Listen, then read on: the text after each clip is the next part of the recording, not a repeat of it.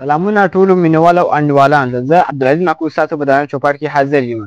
زموږ نننی بحث دغه دی چې د افغانستان د تاریخ د میلاد مسیح نه مخکې یو څه معلومات تاسو ته وړاندې کړم. کله چې د افغانستان نوم اخیستل کېږي د ډېرو خلکو ذهن سمدلاسه د جګړو په لور ځي. خو زرګونه کاله د عیسی علیه السلام نه مخکې دا خاوره د لرغونو تمدنونو زړه و. راځئ د وخت په سفر لاړ شو او افغانستان په هغه زمانه کې ووینو چې ډېر خلک پرې نه پوهېږي.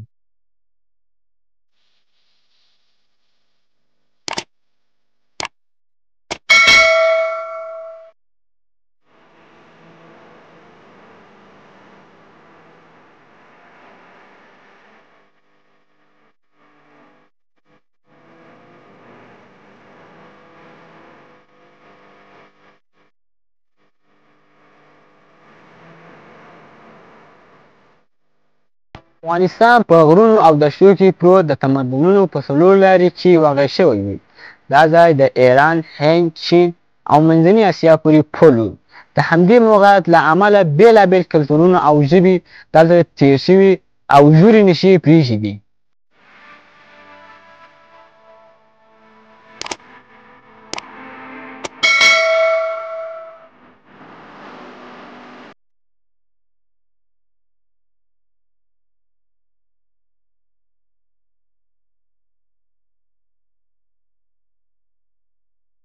بلخ چې په لرغونو متونو کې د بختي په نوم یاد شوی د نړۍ له زړو ښارونو څخه و.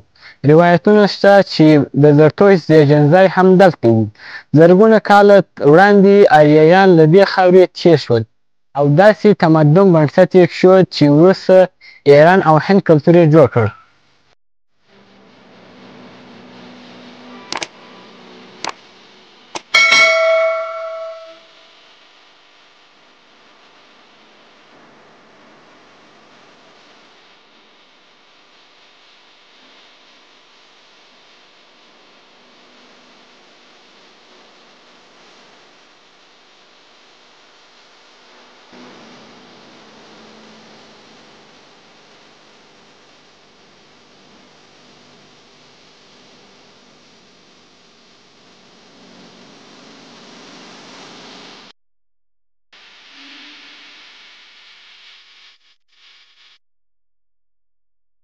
په شپږمې د میلاد نه مخکې افغانستان د هخامنشیو څرګکۍ برخه شول.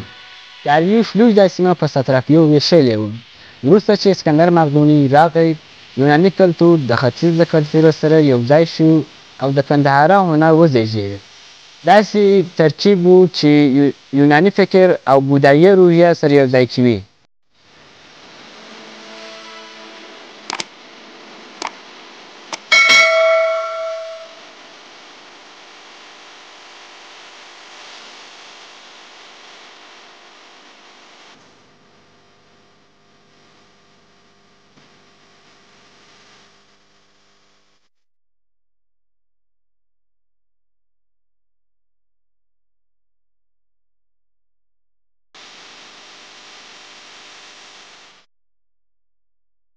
افغانستان د میلاد نه مخکې یوازې د جګړو میدان نه و بلکې د ورېښمو او کلتور ستره لاره وه. له بلخ نه کاروانونه د ورېښمو، مصالحو او قیمتي ډبرو سره ختیځ او لویدیځ ته روانېدل. همدلته هندي، ایراني، یوناني او وروسته بودایي اندونې سره یو ځای کېدی او بډای تمدن یې رامنځته کاوه.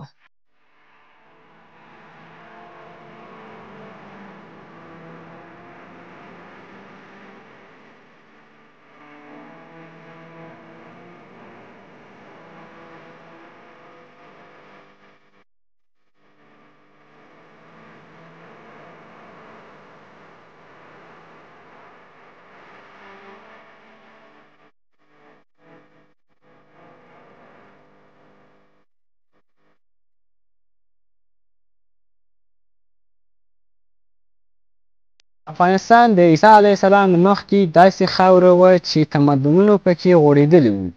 نن چې موږ د دې غره او زړو ښارونو ته ګورو باید په یاد ولرو چې دا خاوره یوازې د جګړو ډګر نه و بلکې د کلتور، سوداګرۍ او فکر زړه و.